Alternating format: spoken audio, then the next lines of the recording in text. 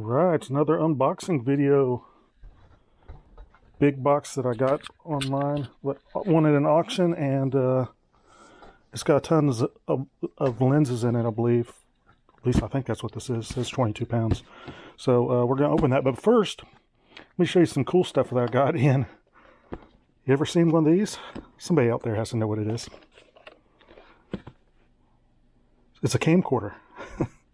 Made by the fine makers of Fisher-Price back in the day. This came out in the 80s, and look at that. It actually records video to like audio cassette tapes. Isn't that crazy? It's like black and white, super low quality, but at the time this came out in the late 80s, it was camcorders were like over $1,000. So they marketed this for kids. I remember going down to Toys R Us, and these were all sold out, but they were expensive. They were like $200-300 or something like that. But yeah, anyway, so I got this. If it's working, I want it for $60. Got to test it out. If it's working, it will be worth at least a couple of $100. There's one guy that refurbishes these, and he sells them for like $600 on eBay. So that was a cool find. And another thing that I got in, I know nothing about this. This is just has to be the ugliest camera in the whole world. Look at that beast. It's a Sony, not a Sony, a Sony. So what's it called? Yeah, it's got red eye reduction. But look at that. Ugh, nasty, bulky, just a crazy camera. Anyway, I don't even think it's been used. It still has plastic on there. That will go in a junk lot for sale. I won't even test that. Maybe somebody likes that. I don't know. But let's get to this unboxing. I don't remember what I spent on these, but typically I want to spend $10 or less per lens, so I can't remember what I want it for, and I don't know what I shook this box, and it's not like they didn't wrap it that well, so we'll find out. Yeah, it looks like they just put it in a big garbage bag. So we'll see what's broken in here. Makes it easy to unbox, though, huh?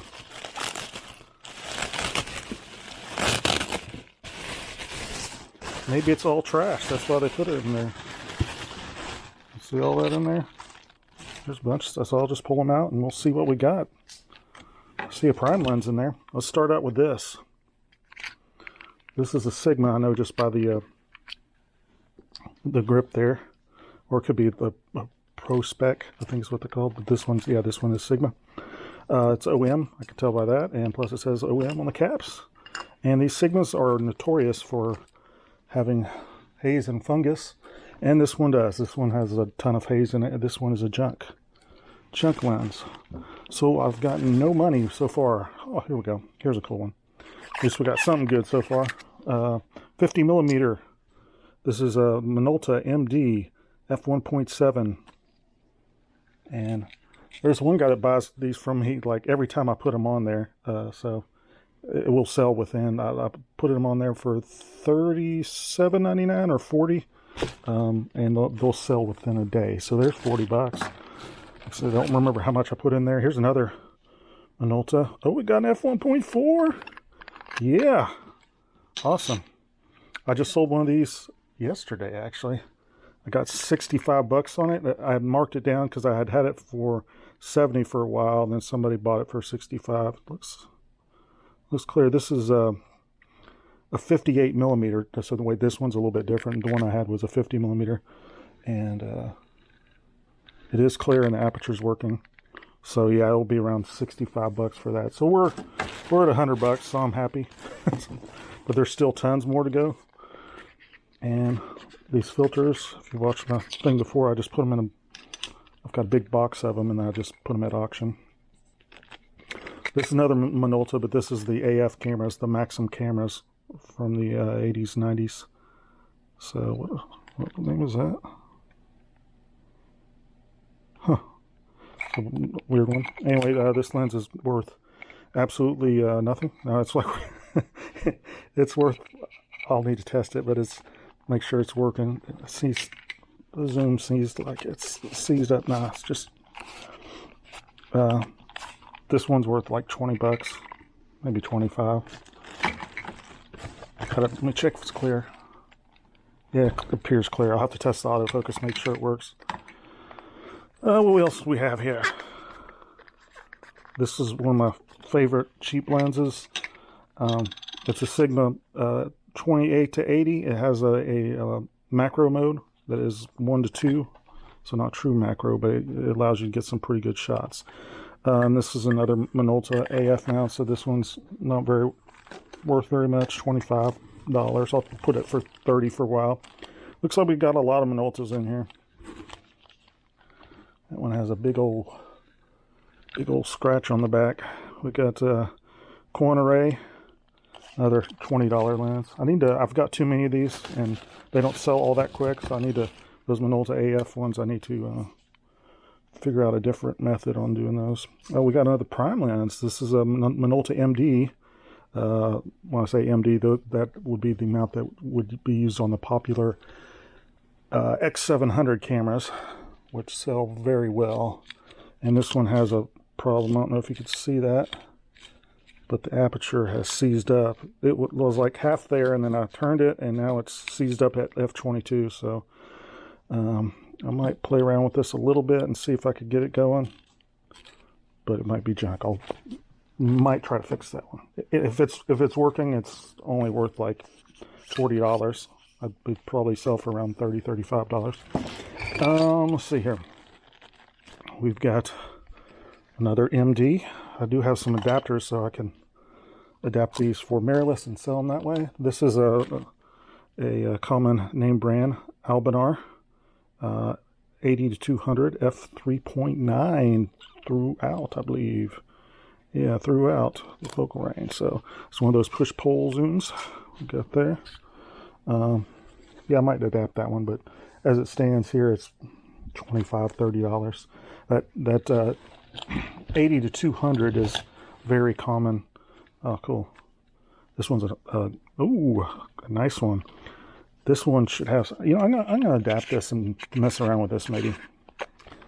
This is a Pentax lens. This is the M42 mount, and there's also a preset lens. You've got your aperture up here instead of in the back, and this kind of puts a hold on how far it could go. So if you put it up to f/22, that means it could stop down all the way to f/22. If you have it up here, like say f4, so it only stops down there. So also, if you notice here, these aperture blades are actually clean, but this has more aperture blades than the typical lens. That's why this is a lot of these that are smaller, they're like f5.6, so that's not a very, the aperture doesn't open up and let a ton of light in, but it will have some really nice bokeh with that, with those, all those aperture blades on there. And the construction is very, very good on this. This one's actually in excellent condition. This is collectors would love this one. Any collector, since the aperture blades a lot of times on these have a bunch of oil on it, but this one's clean. Everything's functioning on it. So that's a great lens. I could at least get 40 out of it. I'll probably, since it's in such good a condition, I might put it up at 60 and just put immaculate or something like that. We got a 35mm f2.8. Sorry, I'm shaking a little bit. I had way too much coffee this morning. Yeah, dang it. This one's seized up. SR mount, MD mount, whatever. Ugh! All right. I'll have to work around with that, but this one will be worth about $30. Because you don't see 35mm prime lenses all that often. The most common ones you see are the 28 and 50. So if you find like a 24mm or a 35mm, you could actually mark up the price a little bit. Let's see if this is worth the $5 they have on it. Tokina! What's in there? Just the... So this is actually the... we'll say Tokina under here? No. Oh, there it is. Yeah. Comes with the bag. That's kind of cool. And keep all that stuff together. MD mount. What is this?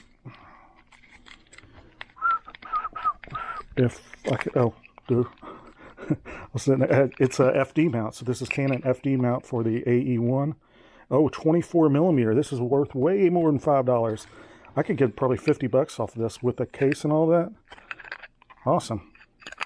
I don't know what I'm at now. I guess I should have been keeping a tally, but with this one, we're over $200, and I know I didn't spend anywhere close to that. Probably around $100 I spent, I would guess, on all this stuff. And a lot of this I couldn't tell what it was, or maybe I saw one or two of these, or so much of this stuff. That's an odd focal range. 95 to 310. The fine makers of Soligor with a, we got us a Pentax mount, K mount. So I might put this on my little K70 and take this one for a spin. Nice lens. Soligor makes some pretty good stuff. F5.6, what was it? It just says F5.6 throughout. Kind of cool. Might be fun to play around with. That's only worth like 35 bucks, maybe 40. I'll probably put it at 45 since it's kind of an oddball one. But I do want to mess around with it first. A lot of times when you have lenses in these cases, they'll have haze or fungus on them. So this is a Canon FD mount as well. Let's see here. Vivitar 85 to 205 f3.8, and it's clear. And it's got a case with it. I might sell the case. This one, well, the tops always come off these. Let's see that. That one's probably $35. I don't know. With the case, I might start it out at 40 and let it sit for a while. Minolta 35mm f2.8. This is the 135 is the portrait photographer's lens of choice around this time period. It's actually really good condition. I'm going to say $45 is my guess on that one. What is so for?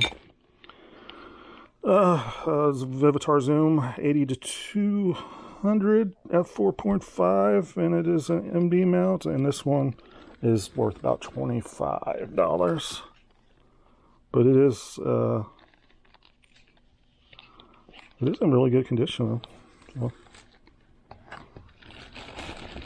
So, if you're interested in any of this stuff, I'll leave a link to my eBay store below, and you can check it out there if you're interested. And I do combine shipping in the U.S., so if you order like 3 different lenses, I can generally ship them for $9. So I'll have to refund after the purchase, but just keep that in mind. 85-205. This is f3.8.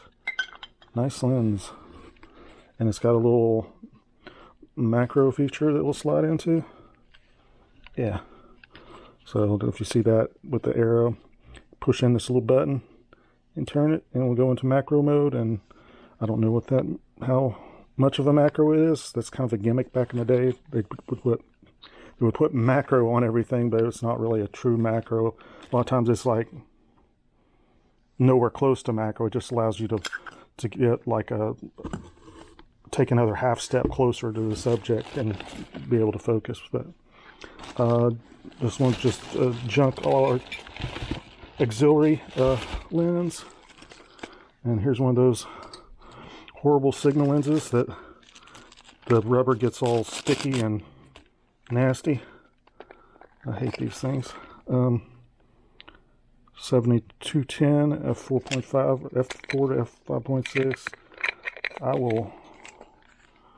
This is working on $20, probably less. I'll just say, make sure to describe it correctly, saying there's stickiness all over it, residue, and it's impossible to clean those off. Last but not least, we've got a bunch of teleconverters. Those are worth like $8, $10, $12 depending on what mount they are. 80 to 200 f4 was this Vivitar. I guess I could have looked at the cap, huh? We got the K mount. There we go. And I try all these out on my K70. I put them on there just to make sure they fit. And if I turn them and they don't turn, because a lot of, I'll show you one here in a second.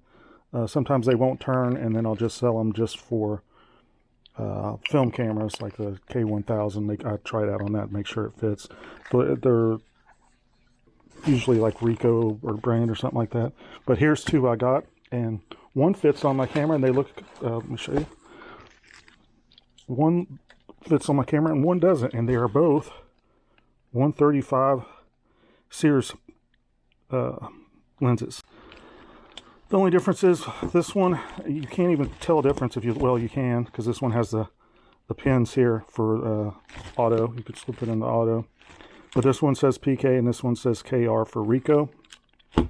But looking at the top, the flange, you can't really tell a difference. But the KR one doesn't really go on the digital cameras. So keep that in mind. But they look completely the same. And then all this stuff is flush right here, so it's not really a difference. But these lenses are cool. It's got that macro feature, but I like the way these macros go in. So you're zoomed in here. You could turn it right here and go into a macro mode. And it's, like I said, it's not a true macro. This one's only 1 to 5, so it's not really I mean, nowadays lenses would be like 3.9 or something like that. So, but anyway, these are. This is actually has very good built construction on it. So I've messed around with those before. They're really nice lenses. Anyway, that's it. Unless this is something cool. Another teleconverter. This one's like TopCon or something. Odd. I think that has enough. Whoops, sorry, I didn't put that in the camera there. But it's got some dirt and dust and all sorts of stuff. This one, auxiliary for that brand, whatever that is. Take a look at that one up and get some comps on. And that is it. There's just a couple of caps in here, and that's it. So anyway, thanks for watching. I have tons of these unboxing videos on my channel. I'm going to go wash my hands because they're disgusting now. So go ahead and subscribe. Thanks for watching.